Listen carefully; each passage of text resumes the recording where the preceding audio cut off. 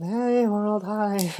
You know what? I just want to jump in really fast. This is super creative time. I've been a little quiet myself lately. It's not even like a YouTube thing's a regular bit, but I want to just throw a really quick video together. A lot of it because I've personally, over the past few days, have just been super caught up with just my own projects, right? Between work, with what I do, it's month end, year end, semi-annual, quarterly. There's a lot of changes happening around the workplace too.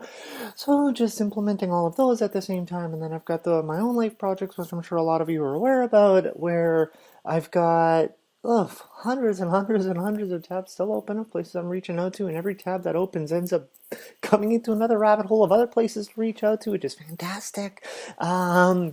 Even on my phone itself, I've got, I think, what was the last number? 486 sites I got to check out.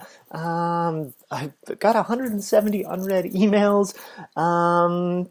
Yeah, on the plus side, I've only got 6 unread work emails, so that's a plus. I'm doing okay in that department. But anyway, that's part of the reason why I've been what have I've been up to lately, and it just comes about because I have noticed, people have reached out to me on Twitter and whatever too, asking how I'm doing, if I'm okay, and this and that. I really apologize for not being as active as I normally am. And this is literally just, I have to focus my attentions on certain things, right? One of them, it just being work right now, and a lot of advocacy. Not to say that Twitter doesn't help with that. Anyway, I'm starting to make excuses there. But to that being said, anyone who has reached out, thank you so much. That means a ton. I am actually going to finish this video, upload it on Twitter, quickly pop in on Twitter and say hi, throw a link on there. I am going to, offer some gratitude to some people who, like I said, have reached out because it's super meaningful. It means a ton to me, and thank you so much.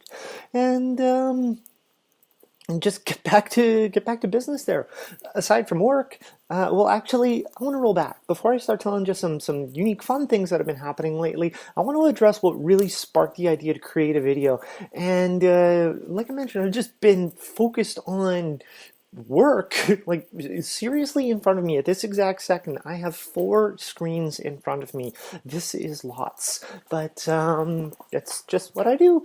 And that is lots, really, when I think about it. 5 if you want to count my TV. I could technically turn that into a screen as well, but let's just not be silly. But anyway, 5, yeah, no, just thinking about it. 5 screens in front of me. How many people have that and aren't playing games?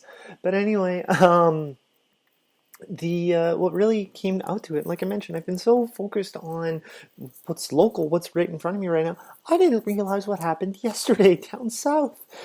Wow. Wow. And I'm not even surprised, which is really funny by that, because I remember mentioning even during the election how it was frustrating that and not even at the election, but it was before the election and so on.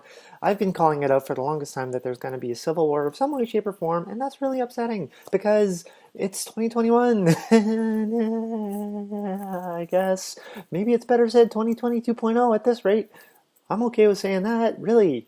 For anyone to have not seen, like I threw a meme up, I was literally expecting it to be 2020 New Game Plus, or it turns to 115960, and both of those just would have made sense. But at this point, 2020 2.0, let's just call it. But the reason why what happened yesterday down south, and this attempted failed coup of the United States, whatever, anyway, let's save the politics out of that. But it really spoke to me as to why I came out. When I came out on my birthday is June 7th, and I came out then because just over a week prior, a stone's throw away from me, really, right, in Minnesota, like, there was the incident with Floyd, where Floyd got murdered by police. And I came out abruptly at that point. I was already in the middle of transitioning, but I was expecting to just I was expecting to just be a potato, right? Just kind of like I've joked numerous times in numerous ways to numerous people that if I was going to be miserable, I may as well be authentically miserable. But I decided to come out abruptly after that incident because I needed to express the need for inclusion and diversity and equity and just general human compassion and human right and so on. And the coup, you look at it and it is so far right and white supremacists. There was a KKK flag there. There were people with militarizing paintball guns for all things. Like, seriously, ooh, watch out, you're gonna hit me hard. But regardless of all that, there's people going around with cable ties, right? Literally with the intent of getting hostages. The people going ahead and going into the Capitol and going in offices they have no privilege to be there. To sit in chairs that people have deserved to get there. Now, don't get me wrong, I've got my own opinion on politics, and let's say it as it is. But those are seats that are not meant for people who aren't supposed to sit there. That's just how it works. If you want to have a chair, go to Staples and sit in a chair there. So, with that being said, it really spoke to me. And it's so funny when you think about it. Actually, now that I think about it, July, August, September, October, November, December, January. Okay, so it's not as close of a number as I wanted. Give or take 7 months, right? I was hoping it would be 6 months or whatever. But anyway. But it really shows that not a lot has changed, and it's frustrating. We can only hope for further change, right? Hopefully that this incident inspires change, much the same as with the Floyd murder has it inspired another wave of Black Lives Matter. Hopefully that with what happened yesterday inspires a lot of people who thought they were being supportive and patriotic, realizing that there are some extreme people waving the same flag as them, pardon the pun, and they want to disassociate from that type of behavior. And it could turn into a lot of individuals who kind of shook their own shoulders. So hopefully that ends up coming from that. On my end, to share some pleasantries. This is part of the reason why I wanted to make a video, because I know that what happened was appalling for all intents and purposes. When I found out, it was late in the day when I found out. I was just getting home from grabbing a prescription, and I'm like, oh, okay, I'll just hop on Imager or whatever it is and see. And there's nothing but pictures of what happened. I'm like, what the fuck is going on? Been a long time since I've been that disconnected from anything, but hey, go me. With that being said, though, what's happening on my end, some very exciting things. I'm not going to promise anything, but I can at least give some status updates. I've been, as I mentioned, I've been reaching out to a lot of organizations that I can find in any sort of way interested in the cyberbullying, the human rights bit, the everything. And then if anyone who's following me, you know what I'm talking about, and you know where I've been going after this. And I've been receiving some emails back from locations about that, so we could see what type of correspondence goes from there.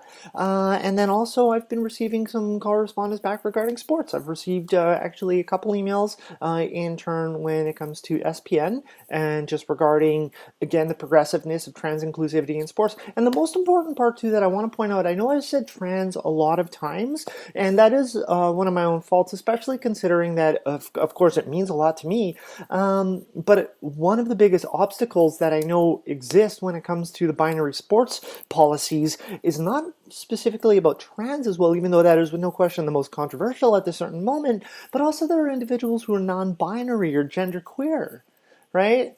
That also are looking for an appropriate location in sports. And that actually is part of the reason why I opted for X on my driver's license and X on my birth certificate, so I could specifically identify those policies and break them and expect them to be changed.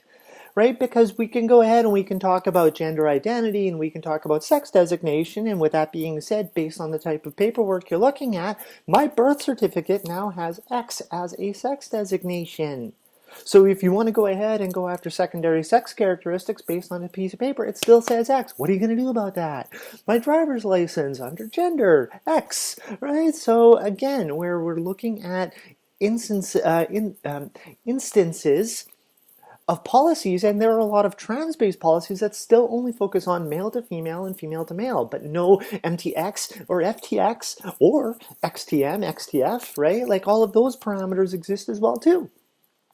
So I've been working as hard as I can to look at a lot of policies across the board. A lot of it is the inspired by obviously with U Sport, because in 2018 U Sport is To sum it up in a nutshell, it's university level policies in Canada, and then also NCAA. And in 2011, NCAA came out with a huge transgender policy too. 10 years ago, though, it's still actually kind of limited. But with U Sport, they blatantly said in an absolutely massive groundbreaking rule that HRT is not relevant to being trans. So I've compiled as much as I can out of all of that and taken very valid policies on all points because my goals are pretty straightforward. One, represent trans people appropriately to non-binary people and genderqueer people so that there's no discrimination at all based on your gender identity. If you're an athlete, you deserve to play a sport. End of story. No question. End of story. And also respecting Canada, because as much as I appreciate and acknowledge and recognize the NCAA as a huge organization, we're in Canada, right? And I feel that we actually have much more progressive policies when it comes to anyone who is outside of the binary spectrum. Non-binary, transgender, genderqueer, and I can carry on and on and on. And then, what are some other... of course, now I'm kind of getting blank, so I'm just going to cheat off an email that I replied back with yesterday with some point form. There we are. Be anti-discriminatory. Obviously acknowledge Canada's progressiveness. Maintain the integrity of the sport at all levels, because that's another thing that's important too. I know that we have a lot of sports and sport experiences that seem to be like, oh, if the Olympics are like this, we want to bring it down. My goal is to work the other way around. I want to make sure that for people who actually or at Olympic level sports, it's a very tiny percentage of the most elite athletes who are going to get there from the get-go. They are incredibly specific and special humans to get to that point, right? And it's dedication aside, their bodies are just advantageous and so on. So my goal is to get to all athletes. And then if it turns out that there's an evolution of those policies that go up the ladder, I feel that's going to have a much greater social effect, right, aside from everything else, as opposed to the trickle-down effect that you get from elite level sports going into community center level play, right? Like, it's... How often do we need to really worry about running outside of a lane in track? As much, like, obviously, like, you can't scoot, but still, like, a hair of an inch, right? Pointless.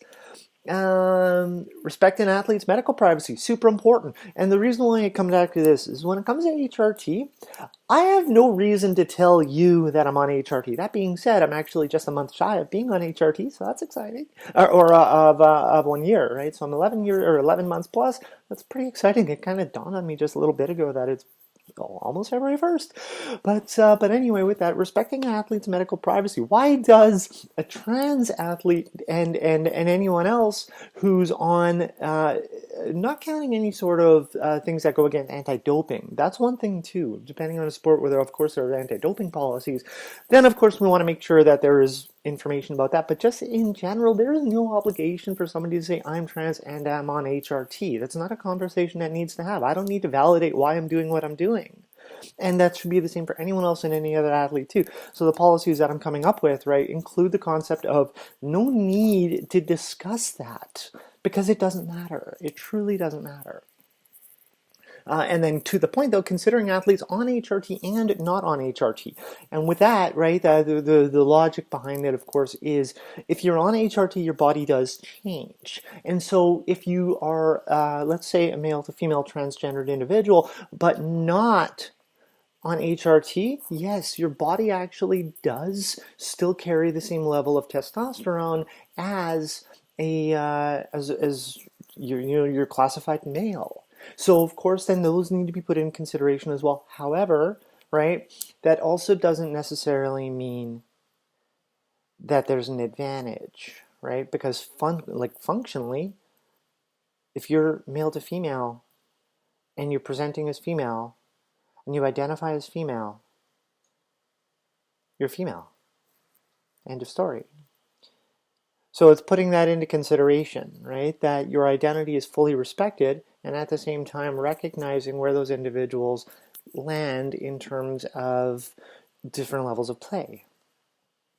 Trust me, it's difficult. It ain't easy.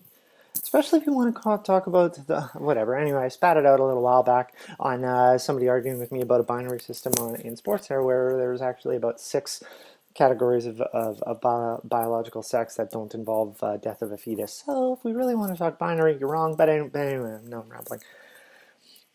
Be as future-proofed as possible. Right? Being as future-proofed as possible is super important because I don't want to adjust any policies just for my term in play and then it just fades away as it carries on. I want to make sure that policies are put into effect so that trans athletes going forward and non-binary athletes going forward and genderqueer athletes going forward and two-spirit athletes going forward and intersex athletes going forward and so on have a safe space, end of story. No questions, no wondering if they're going to be able to play hockey or softball or football or baseball. Not a question. Foundation. And then with that, also sealing off the loopholes, right? And the reason why I mean by the loopholes was, well, it brings up to the rules from the SPN policy that inspired me to get into this, where the rules specifically stated about male and female and how a tournament official is able to check the identity, like a photo ID of an athlete, undisputed at any point. And so I'm like, okay, so what happens if that athlete has an X on their driver's license? If I was an umpire in that position, I would hide under a rock. So I put that into consideration to seal off any loopholes to make sure that there aren't people missing and aren't opportunities missing. And that also said to make sure to put into consideration so that it doesn't get gamed or made a mockery of, right? So that in a co-ed sport, you don't have an individual being like, oh, shoot, we're short a girl. Oh, I'm feeling like a girl today. I'll be the girl, right? Like that's not an option, right? And so again, policies that I'm considering to propose, or I shouldn't even say considering, I literally replied, here's what I recommend. And so with that though, that puts into consideration that it doesn't allow the floundering. It also reinforces the concept of needing the a director's approval when it comes to change of gender mid-season. And then that also goes back to example like I was talking about with HRT and not HRT, depending on the situation, that the athlete would have to petition their case, and I get it. I totally understand. I'm fully prepared to do that too, even though with circumstances that I'm around would technically not fall into those. But I would absolutely be more than happy to petition my case if I ever needed to, and then that would be taken with the reasoning of the director, and all of that would be based on objectiveness, obviously, right? Because as soon as we start allowing opinions, well, look where trans people are today, right? It shows where everyone's opinions are.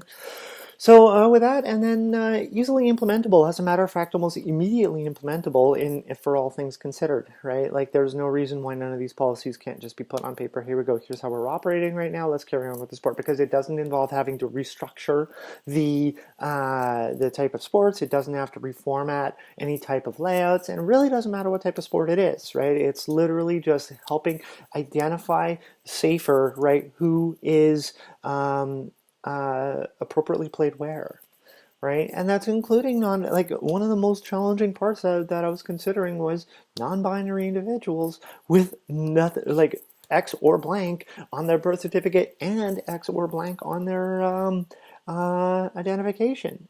I don't identify personally as non-binary, right? I identify as a trans woman. I do lean heavily towards female. Surprise. But otherwise, ultimately enough, I know that I didn't want a theory of an individual to maybe one day, someday come down the pipes as an athlete and it'd be a problem for somebody else someday in the future. So I put it upon myself to have that paperwork and say, let's do this, let's figure this out. And so those things as well were put into consideration so that non-binary athletes can go ahead and compete fairly and competitively, and also not and just like anyone else, not exploit things, right? Should they go ahead and use that as a loophole? It's been a project, but ultimately what my point is I'm happy that I have been receiving correspondence from SPN, which of course is near and dear to me because I play softball and I love softball. I do have a a friend who works in another organization who's going to connect me with some contacts there. I received an email back from Sport Manitoba, as a matter of fact, too, and there's another individual who's going to be involved in that project as well, and I reached out saying that I'm more than welcome to have a conversation there, too. So Sport Manitoba and SPN and other organizations are going to be keeping up to speed with me about that, and that's really exciting. And I wanted to bring that up because to me that says we're growing. And that kind of goes circle to what was happening down south, where things are happening. The conversations exist to make a better and safer planet for people, right? Like by planet, I know I'm thinking big, but that's my goal. Ultimately, my goal is to go ahead and leave lasting changes so that other countries look. And it's not even starting at other countries. I originally wanted to petition Canada as a whole to work on these policy changes, and I was recommended by my MP to just start local and then use that as a benchmark to show that if Manitoba can do it, then all the other provinces can follow suit. And then if all the other provinces follow suit and it shows that Canada is able to do it, nothing says that other countries can't look at Canada and be like, oh, that makes tons of sense, let's do that. And so on and so on and so on. And that's my goal. I really want to inspire that type of change. And so we'll see what happens from there. As I mentioned, I've been getting emails back from other locations. Ooh, 171 now. Growing. No, still only 6. That's good. But yeah, no, so I just want to quickly jump off, right, and just say there's just been some life updates that's been happening. I haven't been ignoring anyone or trying not to. Actually, I should have phrased that. I have been ignoring people, but not with malice, right? I've been just my priorities are here and there. I literally am only functioning on like hours of sleep. The other night I only had like 1 hour and 20 minutes of sleep. But that's the sooner I get this done, the sooner I can go ahead and have a nap. It's a good system that way. But yeah, no, I'm going to shut this down so I can get back to work, and some more of this advocacy. I'm going to check some of these emails. I hope there's some more sports stuff. More Zoom calls, more phone calls, right? Updated that album on Imager. If anyone ever wanted to check out, see all that fun stalking, harassing stuff, that's super cool. But yeah, no, I think that's the long and short of it, and I will do my best to be more engaged with everyone as soon as I can. Thank you to everyone who's just checked in. It means a ton. I love you, and we'll talk to you later. Bye.